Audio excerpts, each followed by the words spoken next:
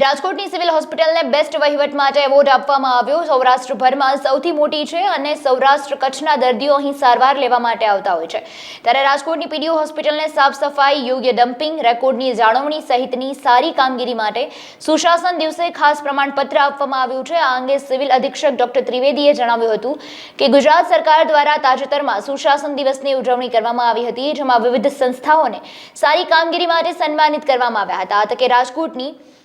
PDU હોસ્પિટલને સાફ સફાઈ, યોગ્ય ડમ્પિંગ, રેકોર્ડની જાળવણી સહિતની સારી વહીવટની કામગીરી માટે પ્રમાણપત્ર આપવામાં આવ્યું। ગુજરાત સરકાર જિલ્લા કક્ષાએ બેસ્ટ વહીવટી કામગીરી બદલ આ સન્માન આપવામાં આવ્યું હતું। પૂર્વ પ્રધાનમંત્રી ભારત રત્ન અટલ બિહારી વાજપેયી જીની જન્મ દિવસે સુશાસન દિવસનું ઉજવણી કરવાનું હોય એટલે રાજ્ય કક્ષાનું કાર્યક્રમ હોય અને રાજ્ય કક્ષાનું કાર્યક્રમ આ 25 ડિસેમ્બરે થાય। આમાં જિલ્લા કક્ષાનું કાર્યક્રમ પણ થાય અને જિલ્લા કક્ષાનું કાર્યક્રમમાં દરેક જે જિલ્લામાં જે મહેકમ હોય, કચેરી હોય, ત્યાંથી અરજી મંગાવેલી હોય અને અરજી મંગાવીની આ ઉપર જે હોય આનું જે સુશાસન દિવસ છે એટલે કોની કચેરી બેસ્ટ છે, કોની કચેરી સારી રીતે કામ કરે છે, આનું અલગ અલગ ક્લાસિફિકેશન તરીકે, વર્ગીકરણ તરીકે કરેલી હોય એટલે જિલ્લા કક્ષાએ આ ઉપર બધું કમિટી બનાવીને બધું કર્યું અને પછી જે છે એવી રીતે નિર્ણય લીધું કે સિવિલ હોસ્પિટલ જે છે આ શ્રેષ્ઠ કચેરી તરીકે સન્માનપત્ર આપવામાં આવ્યું। એટલે જે સન્માનપત્ર આપવામાં આવ્યું છે આ માટે હું સરકારશ્રીને, ગુજરાત સરકારશ્રીને અને જિલ્લા વહીવટી તંત્રને બહુ ધન્યવાદ આપું છું અને આ સાથે એવું પણ સંકલ્પ લઉં છું કે જે સન્માન મળ્યું છે આથી હું આગળ જઈશ, આથી વધારે સારા કામ કરીશ અને સાથે સાથે જે મારા ટીમ પીડીયુ તરીકે જે છે બધા જે મારા વર્ગ 1 થી વર્ગ 4 જે અધિકારી અને કર્મચારીઓ છે આ જે ટીમ પીડીયુ તરીકે જે કામ કર્યું છે જેનું કારણે આ જે ઇન્સ્ટિટ્યૂટને સિવિલ હોસ્પિટલને સન્માન મળ્યું છે આને હું આભાર માનું છું અને ફરીથી એકવાર હું એવું સંકલ્પ લઉં છું કે આ જેવી રીતે કામ કર્યું છે આથી વધારે, આથી સારી રીતે કામ કરીશ। એટલે જે આ છે આમાં અમુક જે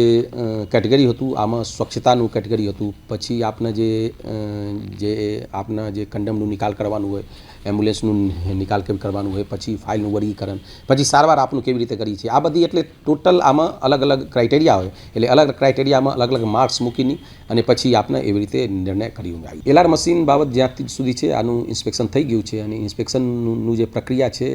આ 2 વાર અહીંયા ઇન્સ્પેક્શન થયું અને 2 વાર ઇન્સ્પેક્શન થઈને જે ત્યાંથી લાઇસન્સ આવવાનું હોય આ ટૂંક સમયમાં એટલે અતિ ટૂંક સમયમાં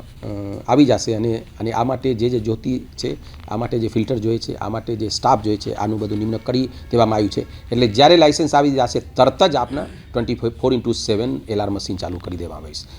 જ્યાં સુધી દવાની વાત છે એટલે દવાનું આપના જે છે દવા આપના માટે જે દર્દી છે, દર્દી નારાયણ તરીકે આપનું એવી રીતે સન્માન કરવામાં આવ્યું છે, એવી રીતે ધ્યાન રાખવામાં આવ્યું છે એટલે જે દવાનું ખરીદી છે આમાં અમુક પ્રોસેસ હોય, અમુક સમય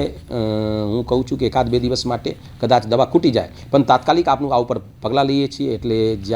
જ્યારે થોડું GMACLથી આવવામાં થોડું મોડું થાય અથવા આપના જે ટેન્ડર છે આ ટેન્ડરમાં મોડું થાય ત્યારે આપણે અહીંયા સુધી કે લોકલ પરચેઝ કરીને અને ડાયરેક્ટ ફાર્માસિસ્ટને જે દવાવાળા છે ત્યાંથી ઘરે મોકલીને પછી દવા માગી દેવા આવે છે અને આ ઉપર હું પર્સનલી એવી રીતે મોનિટર રાખું છું। સિવિલ હોસ્પિટલનું આપણે એક મોટો રાખેલી છે કે આ 0 રેફરલ પોલિસી એટલે આપણે એવી સુવિધા ઊભો કરીએ કે ત્યાંથી એક પણ દર્દી સારવાર વગર કઈ હાયર સેન્ટરમાં નહીં જાય એટલે જે સિવિલ હોસ્પિટલ અમદાવાદ છે અથવા જે એમ્સ દિલ્હી છે આ જે ત્યાંથી રેફર થાય આ રેફર આપનું બંધ કરવાનું છે અને બંધ કરવાનું એવી રીતે કે આપના જેટલી સારવાર છે આ ટોટલ સારવાર ત્યાં ઉપલબ્ધ હોય, સારવારની સાથે સાથે સુવિધાઓ પણ ઉપલબ્ધ હોય, દવાઓ પણ ઉપલબ્ધ હોય અને આ દિશામાં આપણે એક કેથલેબ ચાલુ કર્યું છે। यहाँ એન્જિયોપ્લાસ્ટી અને એન્જિયોગ્રાફી થાય છે। 700 બેડનું મેટર્નલ એન્ડ ચાઇલ્ડ હેલ્થ જે એક કોર્પોરેટ હોસ્પિટલ જેવી જનાના હોસ્પિટલ ચાલુ થશે અને ભવિષ્યમાં પણ ઘણું બધું પ્લાન છે જે સુપર સ્પેશિયલાઇઝ બ્લોક છે આમાં દરેક વિભાગનું આપણું ડેવલપ કરવાનું છે એટલે ટૂંકમાં એક વર્ડમાં કહીએ કે 0 રેફરલ પોલિસી સાથે આપણું આગળ વધીએ છીએ અને રાજકોટ જે સિવિલ હોસ્પિટલ છે આ સંપૂર્ણ રીતે અહીંયા સારવારનું કેન્દ્ર બની જશે।